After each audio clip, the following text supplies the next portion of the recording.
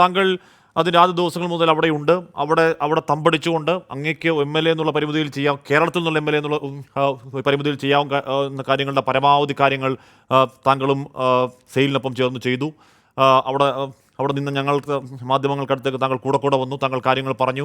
കേരളത്തിൻ്റെ ആ ദിവസങ്ങൾ ആശങ്കകൾക്ക് ഒരു പരിധിവരെ താങ്കളുടെ വാക്കുകൾ ആശ്വാസമാകുന്നുണ്ടായിരുന്നു. AK അഷ്റഫ് MLA, താങ്കളുടെ ഇടപെടലിന് അങ്ങേയറ്റം സ്തുത്യർഹമാണ്. അതിന് കേരളം അങ്ങയോട് നന്ദിയുള്ളവരുമാണ്. പക്ഷേ ഇവിടുത്തെ പ്രശ്നം എന്താണ് സാർ? നമ്മൾ ഈ 13 നാൾ നമ്മുടെ ഭഗീരഥ പ്രയത്നം കഴിയുമ്പോഴും കാതലായ ചോദ്യം, നമ്മുടെ പ്രിയപ്പെട്ട അർജുൻ എവിടെയാണ്? അർജുൻ ജീവനോടെ ഉണ്ടോ? അർജുൻ എവിടെയെങ്കിലും ഉണ്ടോ?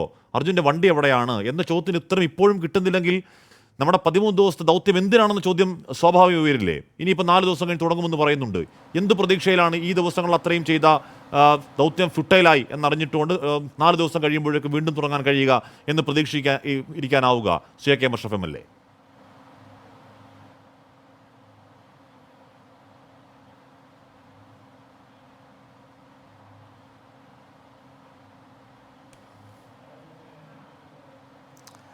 ശ്രീ ആഷ്മി, ഞാൻ എന്നെപ്പോലെ തന്നെ ഇവിടെ മാധ്യമപ്രവർത്തനത്തിൻ്റെ ഭാഗമായി പല കാര്യങ്ങളും നല്ല ടെൻഷനോട് കൂടി കണ്ട ഒരാളാണ്. എന്നെ സംബന്ധിച്ചിടത്തോളം ഞാൻ 10 ദിവസത്തോളമായി അതിർത്തിയിലെ ഒരു MLA എന്ന നിലയ്ക്ക് എൻ്റെ ഉത്തരവാദിത്വങ്ങൾ മുഴുവനും മാറ്റിവെച്ച് ഇവിടെ മഴയത്തും രാത്രിയും പകലും സജീവമായി നിന്ന ഒരാളാണ്. നിങ്ങളിപ്പോൾ ചോദിച്ച അവസാനത്തെ ചോദ്യം തീർച്ചയായും എന്നെയും നല്ല ടെൻഷൻ അടിപ്പിക്കുന്നുണ്ട്. 13 ദിവസം ഞാൻ പലപ്പോഴും മാധ്യമങ്ങളുടെ മുമ്പിൽ ട്രക്ക് കണ്ടെത്തി എന്ന് പറഞ്ഞത്, ആ ട്രക്കിലേക്ക് അടുക്കാനുള്ള ശ്രമം, നമ്മൾ ഇന്ദ്രബാലൻ അദ്ദേഹം കാണിച്ചു തന്ന ലൊക്കേഷൻ ഒന്നും നമ്മളെ സംബന്ധിച്ചിടത്തോളം ഈ 13 ദിവസത്തിനിടയിൽ ആ ട്രക്കിൻ്റെ അടുത്തേക്ക് പോലും നമുക്ക് എത്താൻ കഴിഞ്ഞിട്ടില്ല എന്നുള്ളത് വളരെ സങ്കടകരമായൊരു കാര്യമാണ്. ഞാനിവിടെ അതിൻ്റെ ട്രക്ക് കിട്ടിയെന്ന് ഔദ്യോഗികമായി പ്രഖ്യാപിച്ചത് കർണാടകത്തിലെ റവന്യൂ മന്ത്രി കൃഷ്ണബൈരഗൌഡയാണ്. അദ്ദേഹമാണ് എക്സിൽ കുറിച്ചത്. ഞങ്ങൾ ട്രക്ക് കണ്ടെത്തി. പിന്നീടുള്ള ദിവസങ്ങൾ നമ്മൾ ഇന്ദ്രബാലൻ സാറ് വന്നു. 4 കോണ്ടാക്ട് പോയിന്റ്, 1, 2, 3, 4, നാലാമതുള്ളത് 7.5 മീറ്റർ നീളമുണ്ട്, അത് ട്രക്കായിരിക്കുമെന്നൊക്കെ പറഞ്ഞതിന് ശേഷം നമുക്കൊരിക്കൽ പോലും ട്രക്കിനടുത്തേക്ക് എത്താൻ കഴിഞ്ഞില്ല. അവസാനം മൽപ്പക്കാരനായിട്ടുള്ള നമ്മുടെ ഈശ്വർ മൽപ്പയെ കൊണ്ടുവന്നു. അദ്ദേഹം വന്നപ്പോൾ അദ്ദേഹം സതീശൻ സൈലുമായി ഞങ്ങളുമായി സംസാരിച്ച് പുഴയിലേക്ക് ഗംഗാവലി നദിയിലേക്ക് ഇറങ്ങുമ്പോൾ ഞാൻ അദ്ദേഹത്തോട് ചോദിച്ചപ്പോൾ അദ്ദേഹം നല്ല ആത്മവിശ്വാസത്തോടെ എന്നോട് പറഞ്ഞു, ഞാൻ 1000ഓളം ഓപ്പറേഷൻസ് നടത്തിയ ഒരാളാണ്, ഇതൊന്നും വലിയ പ്രശ്നമല്ല. ഞാൻ അപ്പോഴും ചോദിച്ചു, ഈ ഒഴുക്ക് നിങ്ങൾ കാണുന്നുണ്ടോ? 8 knots ആണ്, ഇന്ത്യയുടെ നേവിക്ക് പോലും ഇറങ്ങാൻ കഴിയാത്ത. അപ്പോൾ അതൊന്നും പ്രശ്നമല്ല എന്ന് അദ്ദേഹം ആദ്യ ദിവസം തന്നെ കയറ് പൊട്ടി നിമിഷ നേരം കൊണ്ട് എല്ലാവരും വെപ്രാളത്തിലായി ഒരു 100 മീറ്റർ അപ്പുറം പൊങ്ങി അദ്ദേഹത്തെ നേവിയുടെ ബോട്ട് കൊണ്ടുവരുന്ന ഒരവസ്ഥ ഞാൻ കാണുകയുണ്ടായി. ഇന്ന് വീണ്ടും അദ്ദേഹം മുങ്ങി 2 പ്രാവശ്യം അദ്ദേഹം അതിനകത്തുള്ള മരത്തിൻ്റെ ഒരു അപകടം തരണം ചെയ്യേണ്ട വന്നു എന്നാണ് DC ഇവിടെ അങ്കോള ഗസ്റ്റ് ഹൗസിൽ ചേർന്ന യോഗത്തിൽ ഞങ്ങളോട് വിശദീകരിച്ചത്. ഞാനിപ്പോഴും നല്ല ഒരു കാര്യം സൂചിപ്പിക്കുന്നത്, ഒരു MLA എന്ന നിലയ്ക്ക് മനുഷ്യത്വത്തിൻ്റെ ഭാഗമായി കേരളത്തിന് വേണ്ടി വന്ന് 10 ദിവസക്കാലം ഇവിടെ നിന്ന ഒരാളെന്ന നിലയ്ക്ക് ഇനി ഇവർ പറയുമ്പോഴും നിങ്ങൾ പറയുന്ന രീതിയിൽ തന്നെ ഞാൻ പറയുന്നു, ഈ ഒരു ഇടപെടൽ പോരാ. മുഖ്യമന്ത്രി തലത്തിൽ കത്തെഴുതുന്നു എന്ന് പറയുന്നതല്ല. ബഹുമാന്യനായ കേരളത്തിൻ്റെ മുഖ്യമന്ത്രി, ചീഫ് സെക്രട്ടറി, കർണാടക മുഖ്യമന്ത്രിയുമായി ഒരു സംസാരം നടക്കണം.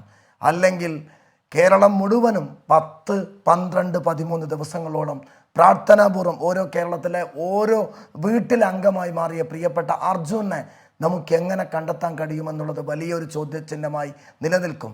ഇന്ന് അവർ പെട്ടെന്ന് 3:30 മണിക്ക് നിർത്തലാക്കിയത് ഞങ്ങളോട് ആരോടും ആലോചിച്ചിരുന്നില്ല. സതീശൻ ശൈലിനോട് ചോദിക്കുമ്പോൾ, DC ചോദിക്കുമ്പോൾ, മംഗാള വൈദ്യ എന്നറിയുന്ന ഇവിടുത്തെ ഇൻചാർജ് ഫിഷറീസ് മിനിസ്റ്ററോട് ചോദിക്കുമ്പോൾ അദ്ദേഹം മീറ്റിങ്ങിൽ ഞാൻ മാത്രമല്ല വിജയൻ MLA യും രാജഗോപാൽ MLA യും ഉണ്ടായിരുന്നു. അദ്ദേഹം പറഞ്ഞു, ഞങ്ങൾ നിർത്തിയിട്ടില്ല, ഞങ്ങൾ തുടരുന്നു. ഞാൻ DC ചോദിച്ചു, എന്താണ് നിങ്ങൾ നാളെ തുടരുന്നത്? അപ്പോൾ DC എന്നോട് കൈമലർത്തിക്കൊണ്ട് പറയുന്നു, ഒരു കാരണവശാലും മുങ്ങാൻ കഴിയില്ല, 8 knots കുറയണം. പ്രാദേശികമായി ഈ ഗംഗാവലിയെക്കുറിച്ച് നല്ല അറിവുള്ള ഇവിടെയുള്ള ഒരു മനുഷ്യനോട് ചോദിച്ചപ്പോൾ അദ്ദേഹം പറഞ്ഞു, ഇതൊന്ന് തെളിഞ്ഞു വരണമെങ്കിൽ സെപ്റ്റംബറെങ്കിലും ആവുമെന്ന്. അങ്ങനെ നമുക്ക് വെയിറ്റ് ചെയ്യാൻ കഴിയുമോ? പല പ്രതിസന്ധി ഘട്ടങ്ങളിലും നല്ല രീതിയിൽ വൈദഗ്ധ്യം നേടിയ ആളുകൾ പല പ്രതിസന്ധി മുങ്ങിയെടുത്ത ഇത്തരത്തിലുള്ള ട്രക്കുകളെ കണ്ടെടുത്തിയ ചരിത്രമൊക്കെ നമുക്ക് കാണാൻ കഴിയും. ഞാനിവിടെ ഒരു പ്ലാൻ ഇവിടെ ആലോചിക്കണം. കേരള മുഖ്യമന്ത്രിയും കർണാടക മുഖ്യമന്ത്രിയും ഒരു ആലോചന നടത്തണം. അവർ തമ്മിൽ കത്തിടപാടല്ല, കൃത്യമായി തമ്മിലൊരു സംസാരം നടന്നാൽ മാത്രമേ, അതോടൊപ്പം കേരളത്തിൽ നിന്നുള്ള കേന്ദ്രമന്ത്രിമാരുണ്ടെങ്കിൽ അവരെയും കൂടി യോജിപ്പിച്ചുകൊണ്ടൊരു ശ്രമം നടത്തിയില്ലെങ്കിൽ നമ്മൾ ഈ 13 ദിവസത്തെ പോലെ 14, 15, 16 എന്ന് ഓരോ ദിവസങ്ങളും നിരാശയോടുകൂടി കടന്നു പോകേണ്ട ഒരു അവസ്ഥ ഉണ്ടാകും. അല്ല, ഇപ്പൊ താൽക്കാലികമായി നിർത്തിയെന്നാണ് പറയുന്നത്. ഈ പുഴ ശാന്തമായതിനു ശേഷം വീണ്ടും തുടങ്ങാമെന്നാണ് പറയുന്നത്. മഴ ഒഴിഞ്ഞ ശേഷം 21 നാൾ MLA നമ്മളിവിടെ അർജുൻ എന്ന് പറയുന്ന ഒരു മനുഷ്യനെ ജീവനോടെയോ അല്ലെങ്കിൽ ശരീരമായോ തിരയുകയാണ്. ഒരു മനുഷ്യ ശരീരത്തെ പറ്റിയാണ് നമ്മൾ സംസാരിക്കുന്നത്.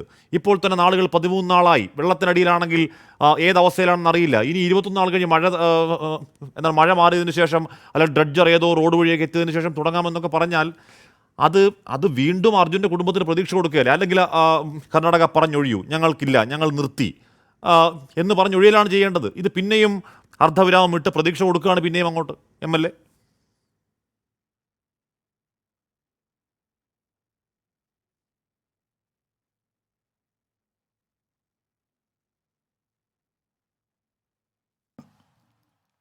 ഒരിക്കലുമല്ല. ഞങ്ങൾ ഈ മീറ്റിംഗ് ഇന്ന് ഈ അടിയന്തരമായി ചേർന്ന മീറ്റിംഗ് ഇവിടുത്തെ ഇൻചാർജ് മിനിസ്റ്റർ സാന്നിധ്യത്തിൽ രാവിലെയും മീറ്റിംഗ് നമ്മൾ AK ശശീന്ദ്രൻ സാന്നിധ്യത്തിൽ ചേർന്നിരുന്നു. ഇന്നലെ റിയാസ് മിനിസ്റ്റർ പങ്കെടുത്തപ്പോഴും അദ്ദേഹവും തിരച്ചിൽ തുടരണം, ഏത് വിധേനയും അർജുനെ കണ്ടെത്തണമെന്നുള്ള ആവശ്യം നമ്മൾ കേരളത്തിൻ്റെ പ്രതിനിധികളായി ഉന്നയിച്ചുകൊണ്ടേ ഇരിക്കുകയാണ്. നിങ്ങൾ പറയുന്ന രീതിയിൽ ചോദിച്ചപ്പോൾ അവർ പറയുന്നത് ഞങ്ങൾ അർജുനെ കണ്ടെത്തും. അർജുൻ മാത്രമല്ല, ജഗദീഷ്, ലോകേഷ് എന്ന് പറയുന്ന 2 ഞങ്ങളുടെ നാട്ടുകാർ കൂടെ അതിനുണ്ട്.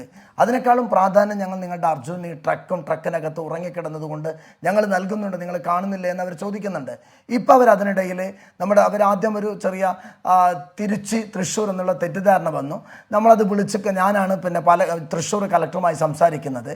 ഒരു ആഗ്രോ ക്രാഫ്റ്റ് എന്ന് പറയുന്ന ഒരു പുതിയ യന്ത്രം അതുകൊണ്ടുവന്ന് ഈ മണ്ണ് നമ്മുടെ ഗംഗാവളി നദിയുടെ ആ മൺകൂണയുടെ തൊട്ടടുത്ത് ഈശ്വർ മൽപ്പയൊക്കെ മുങ്ങിത്താഴ്ന്ന ഇന്ദ്രപാലൻ ലൊക്കേറ്റ് ചെയ്ത 4ാമത്തെ സ്ഥലത്ത് വീണ്ടും അവിടെ ഈ മണ്ണ് മാറ്റുന്നൊരു പ്രത്യേക രീതിയിലുള്ള കേരളത്തിലെ അഗ്രികൾച്ചർ യൂണിവേഴ്സിറ്റിയിൽ ഒരു യന്ത്രമുണ്ടെന്ന് അവർ പറഞ്ഞു.